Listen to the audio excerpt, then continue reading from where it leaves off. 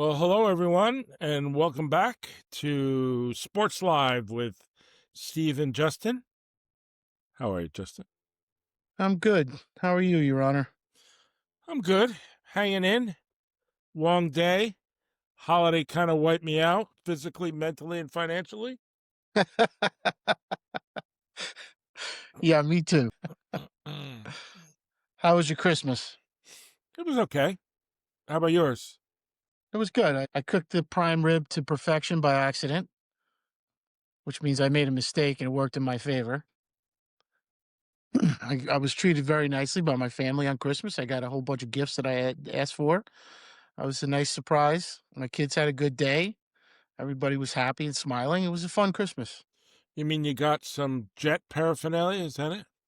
I did not get any jet paraphernalia, but I did open one package that had a pair of green socks in it and some green sweatpants.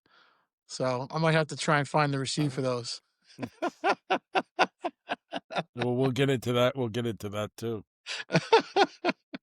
I'm sure we will. As anyone listening or anyone that has been on sports radio or listening to sports radio the last few days, there's a lot of, as I call, armchair experts, like Justin and I are, out there. That's a phrase I take from my dad. He used to say armchair experts. And it's really unbelievable. Who should they won? Should they not have won? Should they tried, not have tried? Who played, shouldn't have played? Draft, not draft. You can't draft. You got to get all the picks. You don't get all the picks. Forget the picks. I don't know. I didn't watch any of those games. I can't watch the Giants. No, they're not watchable. And I can't. I don't Jets and care Giants how. aren't watchable. I mean, I didn't watch any of that, but we saw some. For those of you who know what I'm talking about, that watched a lot of football this weekend. We saw some games that came down to a coin flip that either team could have won. And really, I mean, we saw Buffalo yesterday, and who are they playing? Why am I drawing a blank? Buffalo. Chicago? No, I'm drawing a blank. Playing Philadelphia. Buffalo and Philadelphia. And I have to say, for a guy like me who trashed Philadelphia all year long, they kind of got it together yesterday. I mean, except for if you don't want to count not having any offense in the third and fourth quarter. But they had, not have any offense. They had zero offense. They could have just handed the ball back to the other team, and they would have had just as many yards. Yeah, tale of two cities yesterday, right? Philadelphia has yet to play a complete football game, in my opinion, this year. They showed different excel in all three phases of the game in different games, but never together this year. And I did expect them to right the ship, although I know the weather was crappy because Buffalo's defense hasn't been great at all this year. They're really not a great defense. So they played a little better yesterday. A little better, but I think that's because Philadelphia is still reeling, right? Philadelphia is kind of smoke and mirrors. Well, I thought, if Buffalo was going to make a statement, it would have been last night because Philly has been vulnerable and the Bills couldn't move the football for most of the game. I mean, they had a chance to win it at the end. I definitely would have went for 2 at the end. I thought it was the right call because you need to win. There's no point in going into overtime. You had the right play call. You just missed this throw. I don't know if the receiver got caught up or was late on his route, but that was a good play call as far as I was concerned. Yeah, we talk about the play calling every week with different teams. They just missed it. They missed. So there are 3 things wrong with Philadelphia Eagles. The coaches.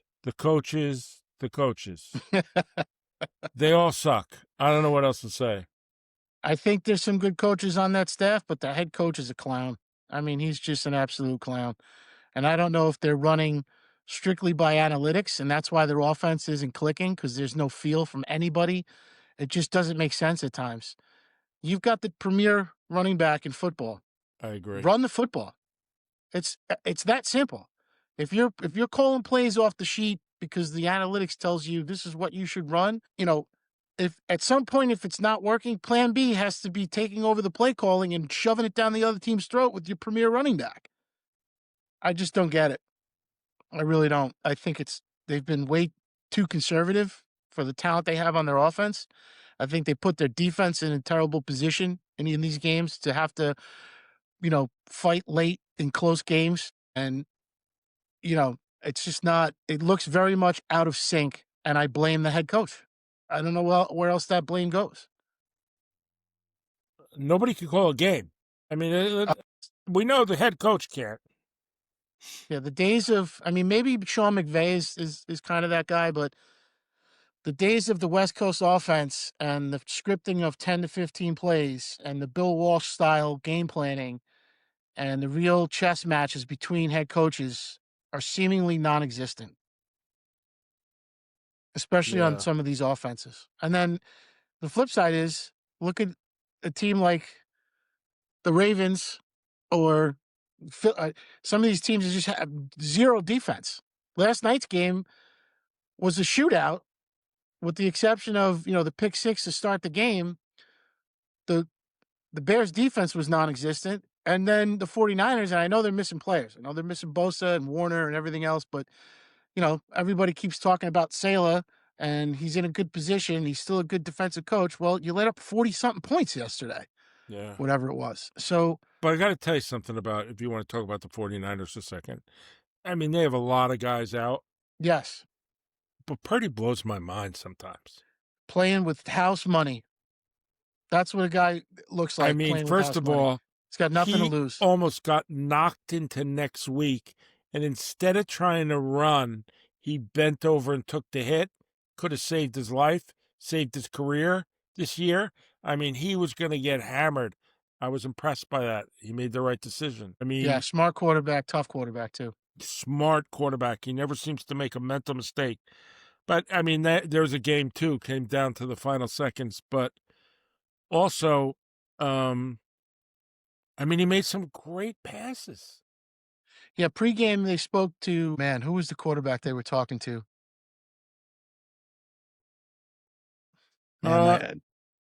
Wasn't Kurt Warner. Oh, I didn't see that. They were talking about Purdy, and they were talking about the things that he has to overcome as a quarterback. One of the things they talked about was what we talked about last week when Brady mentioned the height difference between quarterbacks. Right. And Purdy's not a very tall guy, but he makes throws down the field and over the middle that somebody who is 6'4", 6'5" would make. Flick of the wrist. Receivers. Yeah. Flick of the wrist. Yeah. He makes it look easier than it really is. And this is a guy who was the last pick in the draft. Playing a team that has the first pick in the draft the same year. Yeah, incredible. Also a really pretty incredible. Good quarterback. I'll tell you, it's funny. We talked about it last year or earlier in the season when we talked about the Bears and the Redskins, how the Redskins went on a run last year and got to the championship game, and their quarterback looked to progress, and he looked very good week in, week out. Caleb Williams, and they played this year again, and, tale of two franchises. The Bears won that game, and they've been lights out pretty much since then. Caleb Williams seems to be getting better every week. It's almost like a mirror image of Jaden Daniels from last year. And you wonder how far they can go, where they can go. I still think because of their defense, they could get as far as the championship game, but I don't think that's a Super Bowl team. But they're playing very well. I mean, they were scoring points last night. The 49ers defense seemed not to be it seemed like a bend and break, not a bend but don't break defense. So they have to right the ship there. But San Francisco now is poised to win the division. They win next week, they win the division. Unbelievable. So we could talk, some teams have collapsed, and one of them is the Detroit Lions. Yeah. I mean, last year they lost all these players and still made it pretty far. Didn't win a Super Bowl, but came close. They lost a ton last year. They lost more players last year than this year. But this year they lost their offensive and defensive coordinators. So maybe that's the difference. Maybe. It shows you how much coaching matters in this league because they're healthier than they were last year. And I still think they're more talented this year than they were last year. So do I. And, I know that Campbell took over the play calling at some point, and they were trying to get Jamison Williams the ball more. And they've got a premier running back. Really, they have two good running backs, but Gibbs is an all-world talent.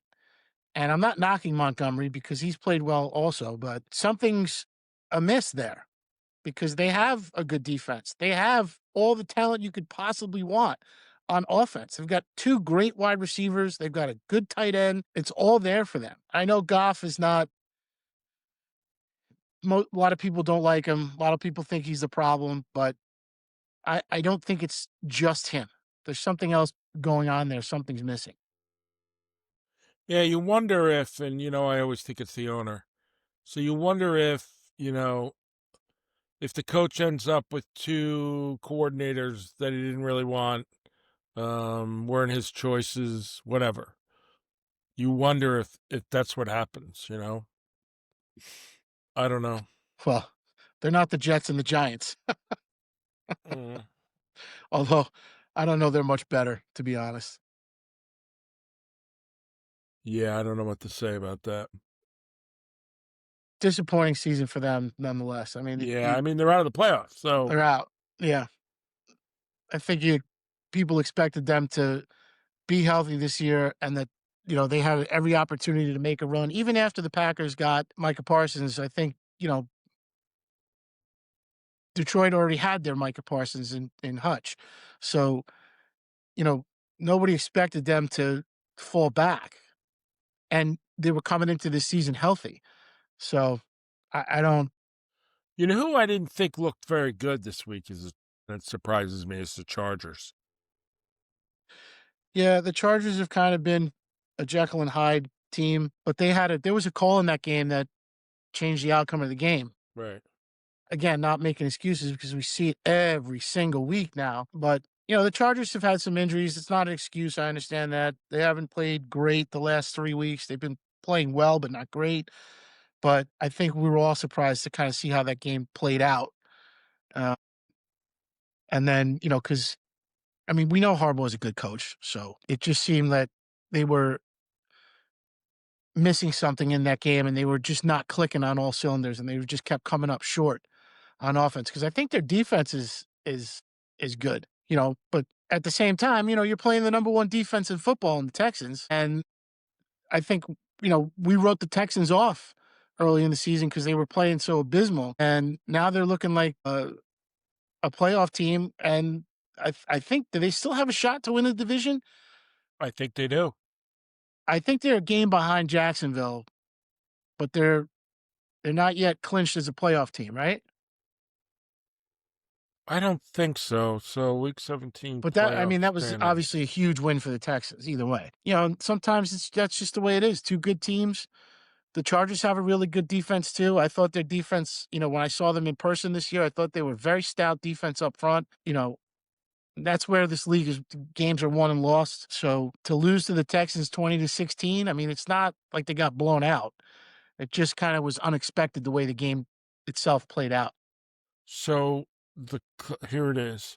There's in the AFC. There's 1 playoff spot available, and that's between Pittsburgh and Baltimore, right? It's between the Steelers and Baltimore, right? And they play each other.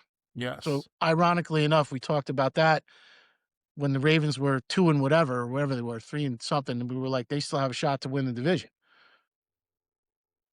So and here they are, last game of the season. So you have Broncos with the lead spot. They're 13-3. You have the Patriots next. They're also 13-3. You have the Jaguars. They're 12-4. You have the Texans, who are 11-5. No one is talking about the Jaguars. They're 12-4. No one is talking about them. I don't know. Anyone knows what to say because they don't believe in the players.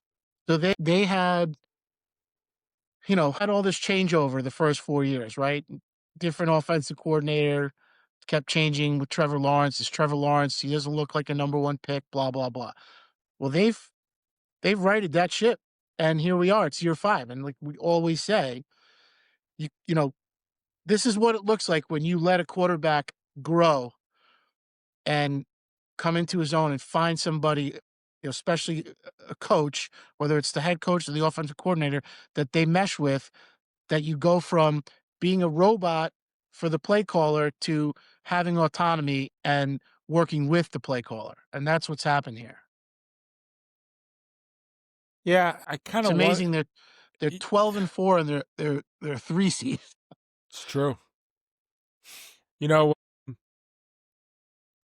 another interesting scenario is in the NFC, and that's the 49ers. I know we talked about them a little bit. I think they're going to win the division. If they win and they get home field advantage, they could be home field and they keep winning. They could be home field all the way to the Super Bowl because the Super Bowl's being played there. Yeah. I think they're good enough to lose the Super Bowl. I don't think they're good enough to win the Super Bowl. It depends who they play.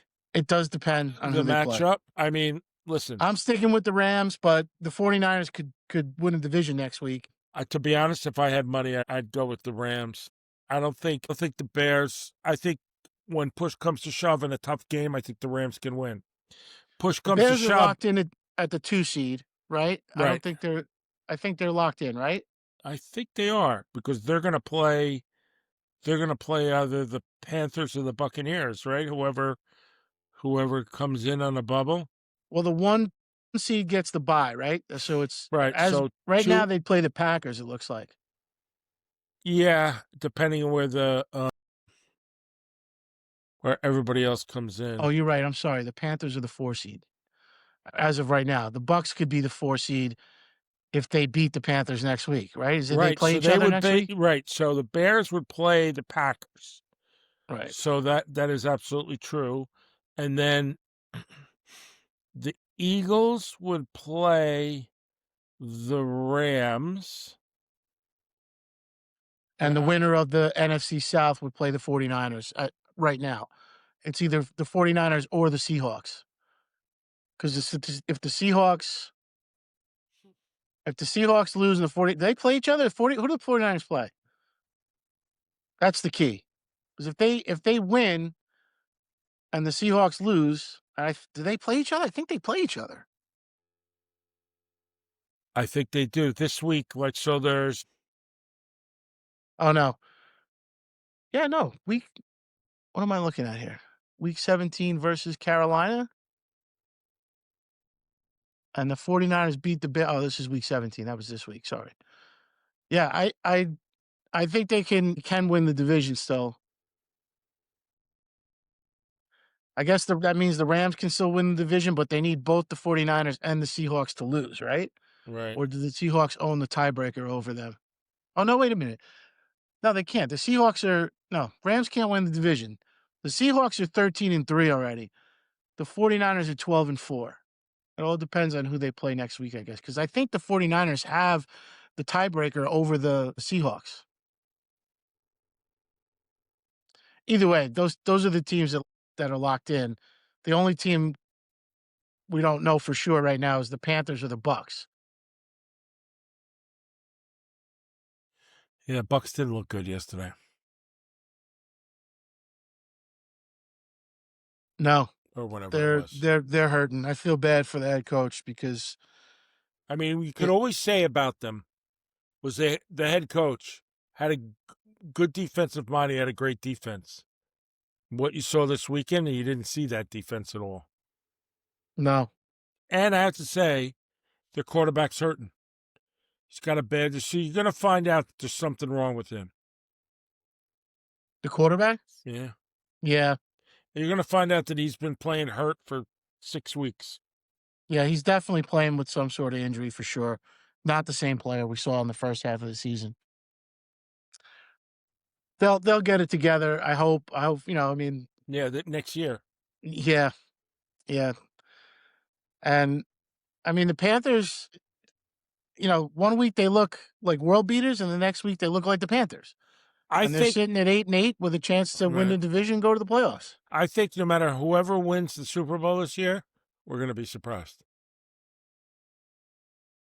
Based on the field, I mean, yeah, yeah. I mean, if any of these AFC teams win it, you'd be surprised. If I told you at the beginning of the year, with the exception of the Bills, right? You think maybe the Bills are the one that get over the hump and finally get there. And they don't have to worry about the Chiefs. So the Bills are in a pretty good spot compared to everybody else in terms of experience going into the playoffs. Yeah, but their defense is soft. It's terrible. It's a sieve. And you know what? Is he really going to be able to carry them for 3 games? I mean, he's pretty close. If I had is arguably the best player in the NFL at the moment. Josh Allen? Yeah. Yeah. And he's got virtually no one to throw the ball to. You got to think he's going to be MVP. I know I was thinking, what's his name for the Rams for the longest time, Stafford. but I was thinking Stafford from the Rams for the longest time. I'd like to see him get it, but I don't think he's going to win the day. It might come down to the final game. Yeah, maybe. I don't know. Listen, I'm going to take it back. I wouldn't be surprised if the Broncos win the Super Bowl. That would surprise me. I know I love Sean Payton. I didn't think they were that close, but their defense is certainly championship caliber defense. And it's not even close. I mean, their defense is legit. I mean, they sacked the quarterback, they stopped the run, they can play with anybody in the secondary. So, you know, with the Giants game notwithstanding, that's the one glaring thing I think for me with them is they're susceptible to these teams that can make plays with these high-powered offenses. Not saying that the Giants have a high-powered offense, but who knows where we'd be if the Giants had won that game? Maybe the Patriots would be the 1 seed. Patriots look good, and it was easy for them to look good yesterday against the Jets because the Jets stayed home. I think they sent the practice squad to play yesterday, but the Patriots and the Broncos, it's like the early 2000s, late 90s all over again. Yeah, I mean, would I be surprised if the Patriots won the Super Bowl? I don't know that. I would be surprised, if you told me that in the beginning of the year. But right now, if they win, they're good enough to win for sure. Listen,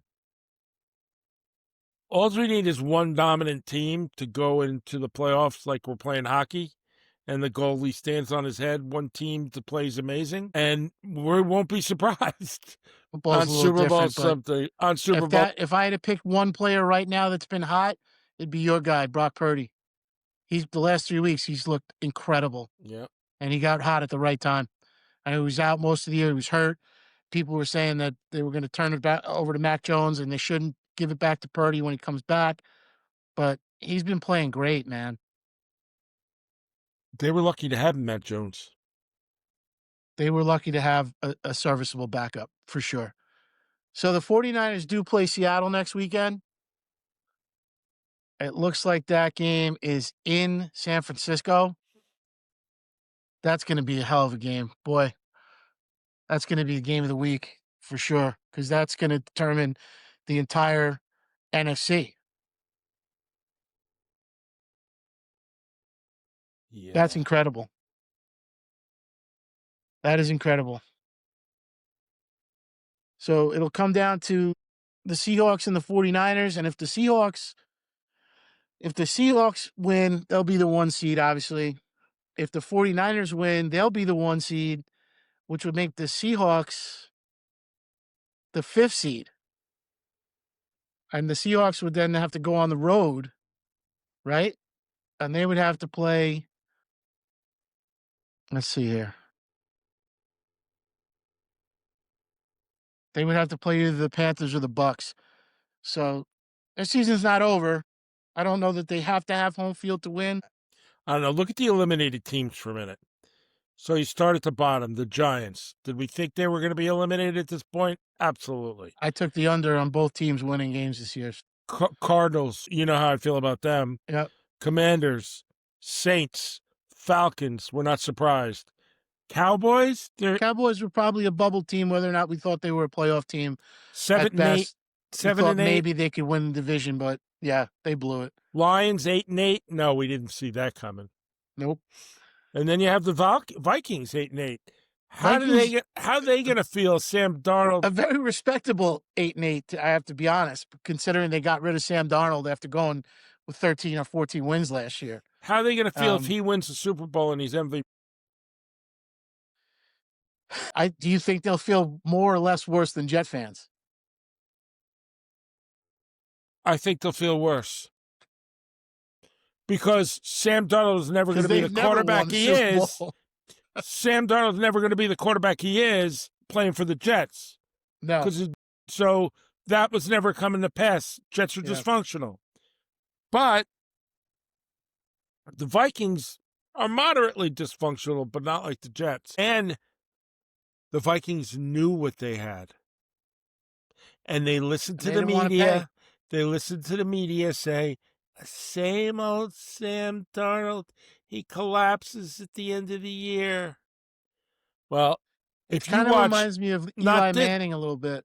You watched not this game, but if you watched last week's game when Sam Darnold was at Thursday night or whatever, stepped up, took control of the game, and won a game that everybody thought was over. So when Eli took, I think it was year 4, took the Giants to the playoffs and they got beat by Carolina and John Fox. Bad. And they were ready to tear this town apart. And it was one of those moments where you say, it reminds me of that Rudyard Kipling poem, if you can keep your head when everybody else is losing theirs. That was a great moment for the Giants in terms of not losing their shit, excuse my language, because you had a head coach that stabilized the organization and held people accountable and said, look, we're going to come back from this. It's another step in the process. And in year 5, they came out and beat everybody.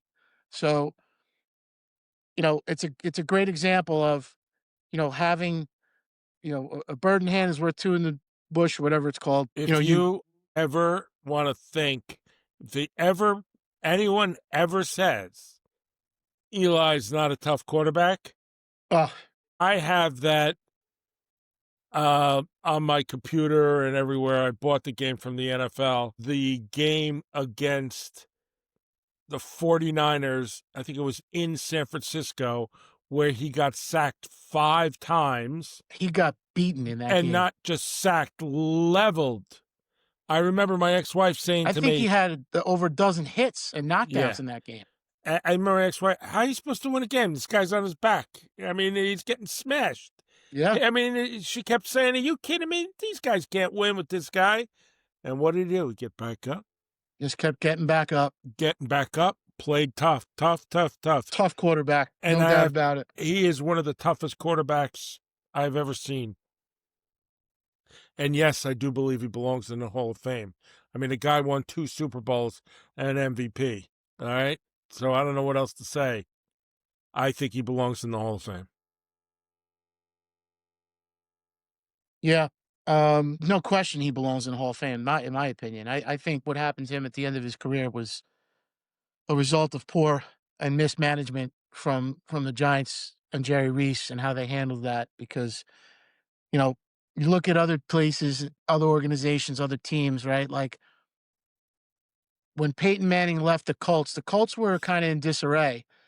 And the Broncos took him in knowing they had everything they needed to win except the quarterback. And you look at the way things ended in New England with Tom Brady and, who's to blame? He can play, can't play, system this, blah, blah, blah. Well, Brady proved him wrong. He went to Tampa Bay and won. Stepped right into that role. Matthew Stafford coming from the Lions and utter dysfunction, right? We know the kid can play quarterback, and he ends up on the Rams with, a good head coach and general manager and people who know what they're doing. And he just came down the field every week like a world beater. And he's still playing at a high level all these years later and could win a Super Bowl this year. So, yeah, I do 100%. I think Eli took too much criticism early because it's New York and they say people here, the media and the fans were rabid. But that's why you need somebody like a calm presence, like a Coughlin or even a Joe Torre to just ignore all that talking head nonsense and just right the ship and get players to be accountable. Not as bad as Philadelphia. It shocks me. I'm not going to say they didn't deserve to win the 2 Super Bowls that they've won, but obviously they wouldn't have won without Saquon last year. I don't think they win the Super Bowl without him because they wouldn't have had the same record to even get there. And that's not saying that either the Cowboys or anybody else in that division could have won, but something going on there that's just inexplicable. I mean, their defensive plan on on Kansas City last year was I don't think Kansas City's ever going to recover from it. They're going to have to take themselves totally apart and put them back together to kind of just get it out of their minds. Kansas City, you mean? Yeah, in the Super Bowl. You're talking about Philadelphia? You're saying Kansas City won't recover? Yeah. I don't know. I mean, they will one day, but it ain't happening anytime soon. I would never write off Andy Reid. I think next year for them is going to be a tough year, obviously. I wouldn't be in a rush to get Patrick Mahomes back to a team that is, depending on what their record is next year. If they're under 500, just let him recover. They're talking about him coming back and being ready by the end of September. If he is great, fine. Then you move forward from there. But they do need to retool that roster. Obviously, they're going to lose all intents and purposes. Everything looks like Kelsey's going to retire, but he was not the same player he's been in the past anyway. So it's time for them to move forward. All of their talent guys, their talent skill position players, kind of let them down. They have no running game. They probably need an offensive lineman. So they have some growing to do, but I think in the long run, they'll be okay. I mean, Patrick Mahomes is what, 30 years old, 30, 31. I don't. He's not that old. So if he can come back from this injury and play well, Kelsey's not the secret to the team. Mahomes is. Yeah. And the thing is that they get along well, and he's a tough player, and he's one of the best tight ends, certainly in the league, if not all-time great tight ends. But there's other guys out there like that. I mean, look at Kittle. There are other guys, other tough tight ends out there. There's not other quarterbacks like Mahomes. I mean, they're good quarterbacks. They're different. Yeah. There's quarterbacks that kind of play like Mahomes, but no. I mean, Purdy was like in that realm last night a little bit, but nobody's Mahomes. No. They need to get back to. They need to get back to running the football and protecting him from having to be the guy. We talked about in the beginning of the season, those first two games where it looked like he was just trying to drag the team to the finish line and win games. And that, as good as he is, as great as he is, that's not what you want from your Hall of Fame caliber quarterback, right? So I have faith in Andy Reid to right the ship. They've always drafted good players. They have talent. They do need to get their running game going. They might have that player on the team already in Brashard Smith. I think it's just a matter of bringing along a young player. But they also have to get better on defense. Their defense wasn't great. But what the heck is going on with the stadium issue in Kansas City? I mean, I heard it last week and the week before for the first time. And I said to myself, no, they can't be talking about Kansas City. The Kansas City Chiefs? Chiefs, what are you kidding? Their base is huge. I mean, they... Biggest home field advantage in football. Seattle, maybe. But, I mean, Lamar, Hunt is a legend. Seattle's loud and the weather plays a factor, but Kansas City has the best home base. They've got more fans coming to those games than anybody else, even when they're terrible. And they're moving to where? Indianapolis or Indiana or something? They're moving north of the border. They're going from Missouri to Kansas. Kansas. Yeah. Oh, is that east and west or north? Oh, they're going to Kansas? Is that what it is? That's where I heard the stadium's being built. Missouri. So they're going... Hold on. I got to look this up. You got me... It's kind of an out of nowhere thing, but here we go with the Meanwhile, they're going to pay millions and billions of dollars to this team. These families are so rich, it's ridiculous. I mean, we're kind of the fall of the Roman Empire going on here. I really do. I agree. We have front row tickets to the apocalypse for sure. So, I mean, if you think about it, the Roman Empire fell for 500 years. When the Roman Empire started, the things that went on at the Colosseum were once a year, sometimes twice a year. At the end of the Roman Empire, they were every day. Yeah. Think about what football is today. Every day of the week, almost. Right. I agree. I agree. I gotta read this stadium. Oh God! So where are they moving now? And I think that might affect the Kansas City Royals because Kauffman Stadium is, that's an old place. It never was a great place to play. They're going to need a new stadium. So, yes, Kansas City Chiefs are getting a new $3 billion stadium in Wyandotte County, Kansas, set to open in 31. The NFL season, moving from their current Arrowhead in Missouri, Kansas City, Missouri, as a deal was struck with Kansas officials for significant public funding. The new facility will be state-of-the-art. It better well be able to have things year-round, including potential Super Bowls. Location, I already told you, across the state line. Cost us $3 billion. Kansas agreeing to cover a large portion of that, 70%. That's Through incredible. Star Bonds, which is taxed by another name. The domed stadium, which is translucent roof, natural grass, is an integrated practice facilities, amphitheater, and mixed-use development. Expected to be ready in 2031. Why are they moving? Missouri voters rejected a stadium renovation plan, and Kansas offered a lucrative deal to attract the team and entertainment district. I just can't believe, it's one thing if you're going to reject the deal because it's public money. I get that. And I would vote no on that too, personally. But we're talking about billionaires. These guys have old, dirty money.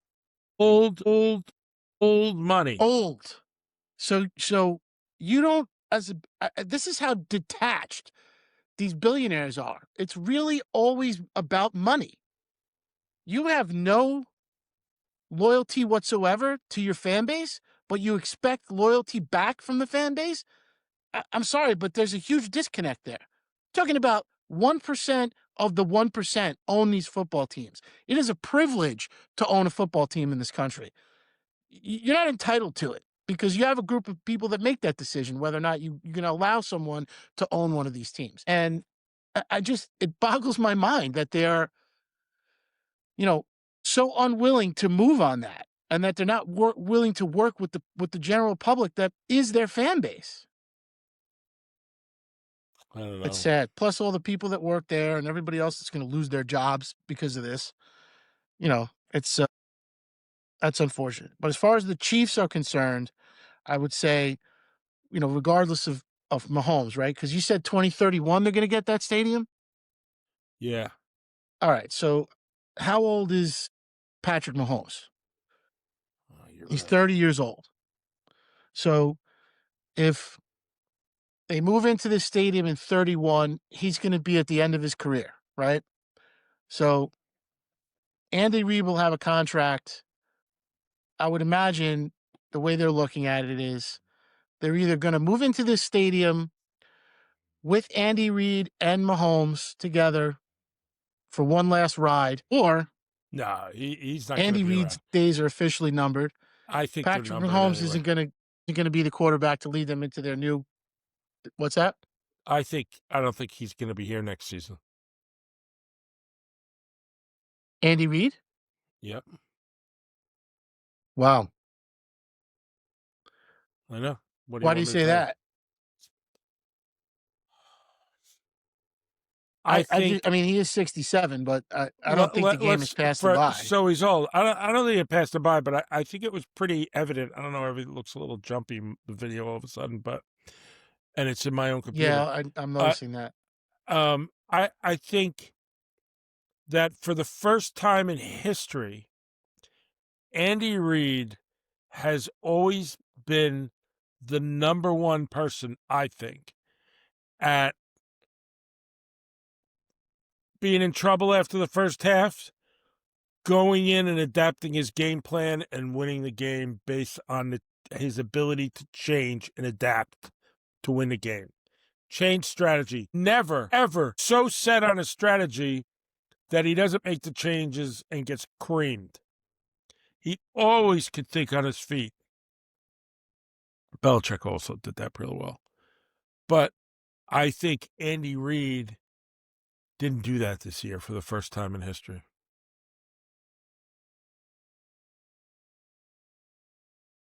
Well, that may be a quarterback issue if there's some sort of struggle with, play calling. But looking forward for them, if I'm ownership, I don't know that I want to get rid of Andy Reid just yet. Unless you have somebody that you think is going to lead the franchise into the future and into the next chapter when you get into the stadium, because you don't want to bring a team that's not well coached into a new stadium in a new city and expect people to show up. Yeah. I think, Andy Reid's the guy you want, even though he'll be 70 something years old at that point. Maybe he does a Mike Holmgren and moves into the front office somewhere. But boy, I'll tell you, there's a lot going on there. Yeah, I don't know what to say. I just don't think. I think there was something to it. I don't think Andy Reid goes anywhere unless Patrick Mahomes has an issue with him, because they're not going to get rid of Patrick Mahomes. Mahomes being hurt is going to extend Andy Reid at least for the year. I can't imagine they're going to bring in a new head coach because, unless Andy Reid retires, right? That could be, he might not have it in him. He might say, you know what, I'm done. I've won Super Bowls. I've had enough. Patrick is young enough where they should get a new head coach, and he deserves to be in on the process, because if you wait, he's going to be too old to have that input for a head coach that's going to probably want his own quarterback. Well, right now, any coach in the world would take Mahomes. Yes, right now, 100%. And any team would take Andy Reid as their head coach. I think that's true. But I think he's just lost a step. I think and it may just be this simple, that he doesn't have the heart that he used to have. Not that he can't do what he used to do, that he's just had enough. I mean, Could be. You think where he's played his whole life. Think about how he's practically run out of Philadelphia on a rail. Oh, man. I still can't believe they ran him out of town, but it is what it is, I guess. It's crazy to think that they ran him out of town, but good coach. They absolutely did. And he got a job right away. He absolutely landed on his feet. 100%. Yeah, that was another one that you could have made the case for the Jets to go knock down his door the minute he got fired and say, please come coach our But nobody's going to go there. Why? Because the ownership sucks. No, the ownership sucks, but they didn't you're more likely to go to Dallas. Well, because it's Dallas. Because at least you're on the big field, the great facilities, tons of money, a flashy team. Maybe you get a cheerleader here and there. I mean, in New York, what do you get? Cement. In New York, you get this is where chicken cutlets. Chicken cutlets. I love Tommy Cutlets. Did he go anywhere, or did he just get? Is he playing? He's in New England, isn't he? I don't know. He's in New England. Oh, that's right. They picked him up. Yeah. Oh, that's so good. He was. I don't know if he's still there. I wonder what he makes now. But you think about it. Where's a guy like him going out? Like, say he makes $1 million a year. He probably makes less. But I don't know what the contract is. It's got to be 600 or 700 or 800,000 minimum. Yeah. In the NFL, I mean, you're risking your life every day you walk out there. I mean, you get killed on the sideline, getting hit by a ball, by guys tackling. You get killed. But, where is he gonna make that? I mean, we're unless he's like a real estate mogul and we're missing it. Where's he? It's pretty amazing, really, when you think about it. I mean, I think about some of the athletes I know that when you see them play, you think, man, that guy's really good. And then, when reality strikes, wow, he's not that good. But I still think some of the guys I know are better than that guy. Like, how do these guys have jobs? But that's the NFL, right? The NFL, being the business that it is, they don't want to pay anybody anything. They don't want to pay a backup a lot of money to be the backup, no matter how good he is, because that's money they could spend elsewhere because of the salary cap. Yeah. I'm just reading about him. So I know I forgot he went to Don Bosco. Yeah, he's with New England. I'm trying to figure out how much he's getting paid. 18. He's got to be making like 800 to $1 million. Here it is. 750, worth as much as 915. Oh, that was last year. Let's see. Probably the same. Yeah. My computer's slow. 2025 cap hit is one. Where did it go? It was over $1 million. Base salary, $1,030,000. And then he's an unrestricted free agent or restricted free agent after that. Yeah, I'll probably stay there. Listen, he can come off the bench and give you some excitement. There's no question about that. You know, I have to tell you something. Yeah. If he was still on the Giants, I would have put him in instead of Dart and let Dart rest a little bit. Would have pissed Dart off, but who cares? I just, well, you want to go there? Well, it's incredulous to me how both of these New York franchises are being run and operated. But I will say, there's a new and exciting topic. How many times are we going to talk about that? Well, both franchises are disgusting. They're not run properly right now. The Giants, I'm going to give them a little bit of a pass because I don't want to disparage John Mara while he's battling cancer, but the GM has to go. We'll start there. Anybody that called in radio stations today or talking heads, whatever they have to say, the GM is the problem, period. He didn't want Jackson Dart. Dable wanted Jackson Dart. So you have your number one pick quarterback, and now you're fighting and saying, we have to lose games. The Giants should have lost. I'm sick of this, blah, blah, blah, blah. How many more draft picks do you need?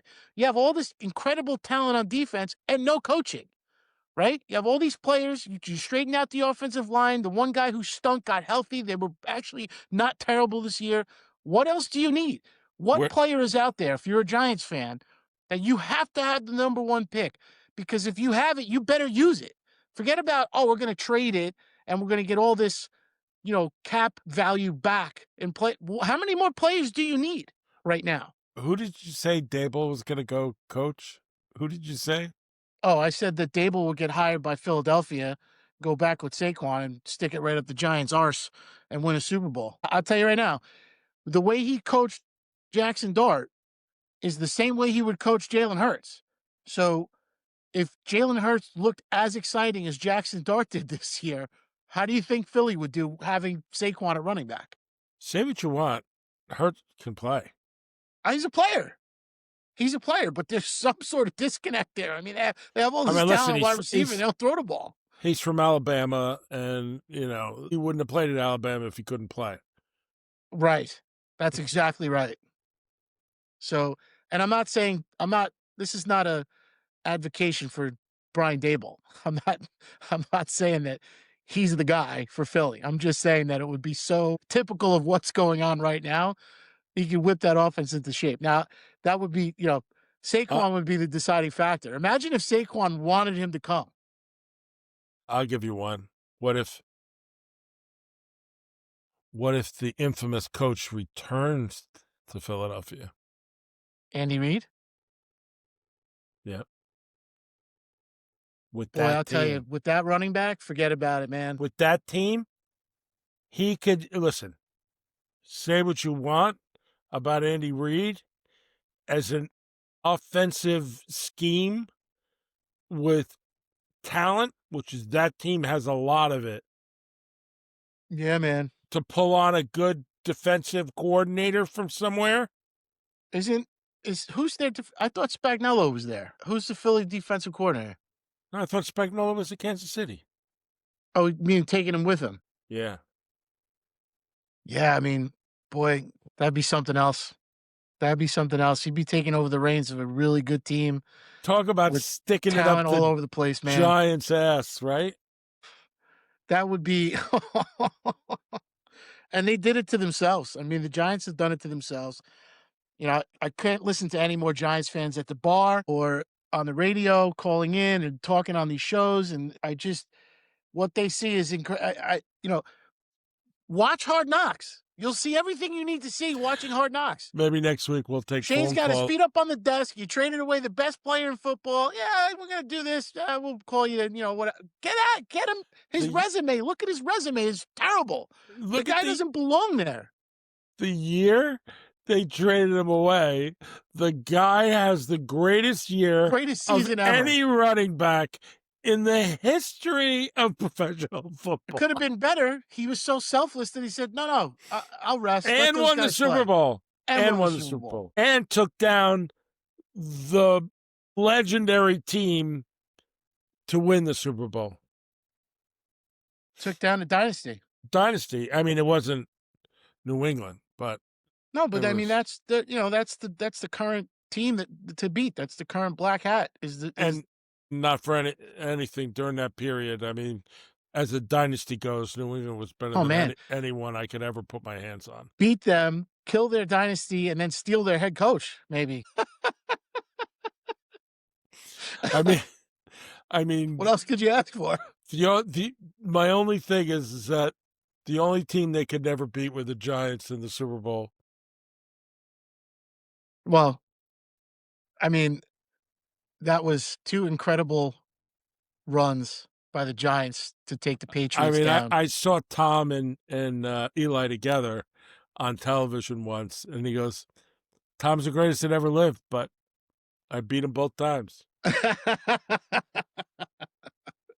You know what he said? I don't think that doesn't stick in his craw. It sticks for sure, man. It must be, because no doubt about it. Especially the undefeated year. Yeah, no doubt. I mean, I think the only thing that makes it better is leaving and going to Tampa Bay and saying, "Well, I still took this crappy franchise out of the doldrums and won a Super Bowl for them." And you can turn around and say, "I could have done it for the Jets, not." Yeah, but they have an incredible relationship. It's pretty funny to watch them interact and see Tom take ribbings from people when they mention Eli Manning, for sure. Spagnuolo's an interesting choice. He'll probably be on a lot of people's short list for interviews for head coach. I don't think he's ever going to be a head coach. No, I don't. I mean, never say never, right? But I think they pay him a lot of money. He's good at what he does. Yeah, I think they pay him a lot of money to do what he does. To be the coordinator. He gets the big bucks. He gets the $1 million. He doesn't get the $5 million. The thing about him is that he gets the most out of the talent he has in the field. If he's very flexible in terms of philosophy, so it's not like he pigeonholes guys or is locked in, square peg round hole situation where we're going to run a 4-3 and that's it, or we're going to run a 3-4 and that's it. It's very, I wouldn't say hybrid minded, but he knows how to get the people on his roster to play, and he can get them to play and put them in position to succeed based on the level of their talent. Yeah. Good coach, for sure. Good coach. So we go into the final week. What are we going to learn? Well, we'll learn the playoff seedings, because everybody, I think, right now that's in the playoffs is still jockeying for position, right? I don't think there's anybody that can take the week off. I think everybody's playing this week, like for real. I think there's always one team that folds up and goes home, and another team that plays above their ability, always in the last week. If it's like it is, which it is, it's not always like this. They have a couple of games, 2 definitely, I don't know if more than that, they're going to decide big things. San Francisco game. Yep. Steelers-Ravens. And Steelers-Ravens. Yeah. That Steelers-Ravens game is going to be an absolute war. I mean, I don't know that either team is really good enough to be a playoff team, so to speak, but one of them will be in the playoffs. One of them will be the 4 seed, a division winner, and get a home game. So Looks like for all intents and purposes, they'll be playing the Texans or the Chargers, I guess. I guess the Texans. I think what can you say? If you're the Steelers and you have Mike Tomlin and people are calling for Mike Tomlin to be fired, another guy who'll get a job right away. He's in his 50s. He's a young guy. He's a good coach. He's been to the playoffs multiple times, never had a losing season. I don't know what more people want from him. I understand if you're a Pittsburgh fan, you're frustrated with certain things and you haven't won a Super Bowl in a long time, but he did win you a Super Bowl. Whether or not he needs a change of scenery, I don't know. But if he got fired, he'd have a job the next day for sure. I have Aaron to say, Aaron Rodgers looking to play. Their offense is not great. Their best offensive weapon that makes their offense a go got suspended, right? DK Metcalf. We didn't even talk about that. Bonehead. So they're playing a man down on Sunday against a team that, let's face it, the Ravens haven't been the Ravens. Their defense isn't great. And their offense is going to be without Lamar Jackson. And even if he plays, he's not healthy. And they played much better this weekend without him than they did with him. They finally gave Derrick Henry the ball 20-plus times and let him run all over everybody. And I think the Ravens could wear them down, the Steelers, as long as they don't get cute. So, but DK Metcalf, we didn't talk about that. That was such a bonehead thing to do. I mean, we were talking about Sirianni yelling at the crowd last week, the week before, and how he interacts with fans. Just ignore it. Where are we now that an athlete today doesn't know to ignore the crowd? You have to be taught that. You have to be taught to just, especially a guy like Metcalf. I mean, come on, who's making millions and millions of dollars? And these talking heads on ESPN and all these other, well, this guy said this and this guy said that. Turned out not to be true. Now that clown, and he is a clown, the guy, comes out with having a press conference, dressed like a bum at a folding table. What was that? And they put a camera in front of this guy. That's a joke to me. Both guys are wrong. Neither one of them should have any platform for. I don't care about either one of them. It's more egregious to me. The guy in the stadium? The guy in the stadium should be thrown out. If he said something not appropriate, get him out of here. That it pissed him off, he should throw him out. Throw him out. Goodbye. We don't need people like you here. The it's guy's not like we're not going to sell a ticket. Come on. What got me was the discussion this week turned into who was right and who was wrong. Well, they're both wrong. I don't know what he said. There's no 60-40, 50-50. They're both wrong. 70-30, whatever. They're both wrong. The guy should be kicked out of the stadium and never let back in. And Metcalf deserves to be disciplined. Whether or not he deserved to lose, all his money, whatever, I don't care. That's up for the team. That's a states' rights issue. they have to do what they see or feel is best. You've been reading too many books. Yeah, right. If only. Well, you said, the last time we talked about making less rules for the NFL to have control over. That's what I mean by states' rights. Let the team decide what happens. The reservation clause in the Constitution reserves everything not enumerated specifically to the federal government is left up to the states. So it has to be enumerated. So anyway, I think that's what we think. Well, you want to talk about Michigan? Want to talk about Michigan for a minute? Sure. Yeah. So a quick shout out to Coach Herman and prayers to his family. Both of his absolutely parents are in the hospital, so we're wishing them the very best. We would have had him on today, but obviously family first. So we'll have him on another time to talk about the Michigan hire and Coach Whittingham coming from Utah, Kyle Whittingham. Interesting decision by Michigan. I know we alluded to, the AD at Michigan kind of being on the hot seat and how that was going to play out, whether or not he was going to still be there to make the hire. I'm not 100% sure yet if it was a conglomerate decision or if it was strictly his decision, because I don't know if he's going to stay at Michigan or if they're going to retain him. But I think what happened here is you got a guy who's 66 years old, who's got 20 years in the tank as a head coach at Utah, from the Urban Meyer tree, if you will. This is a guy that is a defensive guy. He played football at BYU. He played for the Denver Broncos. He also played in the USFL. He later played for the Rams, I think. And he's been a coach for, over 30 years. This is somebody who comes in knowing NIL and how that works and can handle turnover and can recruit, and didn't have probably the tools that Michigan has in terms of recruiting. And he did mention, in his press conference that this was his final challenge. Those were his words exactly. So I think what Michigan did was they brought in somebody to stabilize the franchise, so to speak, that is a football guy, is well respected. He's going to have coaches that are going to want to coach for him. Um, and he doesn't have kids in school. I'm sure his kids are all grown at this point. You know what I see though? I see him coming in for the year. They spend a year really trying to find his successor. He coaches for a year. He becomes the AD at the end, and then they give the stability to the Michigan program. Yeah, I could see that happening. I don't know if he goes into the AD role, especially the way Michigan makes those decisions. I think it's more about, keeping the players that are on the roster that are, scholarship players here, not looking in the portal to jump ship. Maybe he brings some players from Utah because they were 11-2 this year and they do have some talent there. So maybe some of those players come to Michigan. It opens a little bit of a pipeline for Michigan. But this guy's also, he's got a degree in educational psychology and he knows how to talk to kids. He knows how to talk to the players, where sometimes you might give a little bit of a,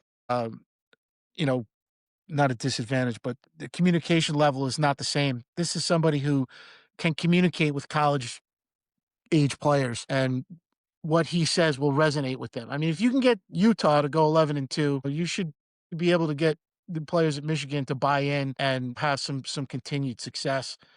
And then, of course, it comes down to where's his quote unquote final challenge? Is it national championship? Is it beat Ohio State? Because that does matter at Michigan, right? Beating Ohio State is paramount. Whereas Ohio State loves to say, well, we're here to win national championships. But don't tell me it doesn't mean anything when you lose to Michigan. It means everything. And even though the landscape has changed in college football, this is a guy who gets it. And I'm pretty sure we'll have, national championship inspirations and will not take Ohio State for granted. I agree with you 100%. Interestingly enough, he's going to face Ryan Day, who coached under Urban Meyer. He also, Whittingham being in the Urban Meyer tree, it'll be funny to see how that plays out, if their relationship plays into any sort of advice or discussions. What do you think at this point of the season? Do you have any thoughts about the college playoff situation? I don't like the playoff. It has completely ruined college football tradition, what was left of it anyway. I didn't like it when it was the BCS, although the BCS seemed to get things right, what I call by accident, and it paired the two best teams via an eyeball test every year. But that just was one facet that made it less bearable for people, and then it made people want the playoff. So the traditional bowl games, the four major bowls, are not what they were. I know you don't like all the other bowl games. To me, more football is great, but the playoff, I don't need to see two lost teams in a playoff. I don't care who they are, what conference they play in. If you have two losses, you are not a college football playoff team. Go play in a bowl game, collect your money, and get out of here. But I don't need to see 16 teams so that we can have a 3-loss Notre Dame team in there next year. I don't need to see it. That's what this is all about. This is about Notre Dame. This is about them missing. When they got in, when they had Manti Te'o, they got whacked by Alabama. Okay. They don't play in a conference. They refuse to join a conference. They don't play anybody except maybe 2 games all year against a ranked opponent. And I don't care where. They're not playing number 1 teams. They're not playing a grueling schedule like you do in the Big Ten or the SEC. They're not playing good teams week in and week out. They play Navy. They play Army. Who else do they play? BYU or Air Force? Air Force. Like, come on. I mean, you know what I it respect is? the traditional matchup. It's really from simple. 100 years ago when it meant something. Then play in that league. Go start a league with the traditional schools and call it the Americana Conference, and you can have all your pageantry and everything else and tradition that you want at Notre Dame. Go for it. And your elite status as a number one academic school, the two don't jive. You can't be a great football program and have Brown University academics. You can't. It's not going to work. It's this simple. You want to be part of the playoff picture at the end of the year? Join a conference. You have to be a member of a conference. If you're not eligible. I agree. We don't care where you go, what you do, go to the Big East or whatever the heck they call it. Go to anywhere you want, but you got to be somewhere. They'll never do it. I know it. They're never going to do it. They're just going to cry because they don't want to share the money from their. They don't want to share anything, and I don't. And I'm not saying they have to. I don't think they have to. Go make your money by all means. I don't begrudge anybody their money. But in life, go take the TV money. Go get it. In life, you can't have it both ways. No, you can't, and it's not going to last that long at Notre Dame because that generation of people that wants to watch Notre Dame, they're not going to be alive much longer. Anybody under 40, 30 years old, they don't want to watch Notre Dame. They don't. It's guys like us who either love them or hate them, and I've never liked them. And I know their tradition is rich in history, especially American history. I get that. It's a rivalry thing for me. It's different, but they haven't, they thought they were better than everybody else then, and they went for the money, and that's what hurt them. And they're paying the price for that now. You don't deserve to be in the playoff, period. I don't care that you won 10 games in a row. You didn't play anybody. As far as the playoff itself goes, I always thought it was cool to watch bowl games. You see some obscure schools that you would never see otherwise, and you get to see some of the, other premier talent in these other, secondary conferences or whatever you want to call them, however you want to bill it. When you watch teams like SMU or Fresno State or Bowling Green, right? Like those were always fun bowl games to watch because they friggin' threw the ball all over the place, or they had a tremendous running back that could run, like the wind. They were fun games to watch, but the playoff, it kind of deadens it for me because I don't need to, I need to see Indiana and Georgia. That's all I want to see. I don't need to see Ohio State in the second chance. Oh, that game didn't matter. So all these college conference championship games, they don't matter now. Then why play them? It's bizarre. It makes no sense. And you know what? We say it all the time. The bottom line, it's only about money. It's not about crowning a champion fairly. It's about how much money they can make. Can we make money with a 14 playoff?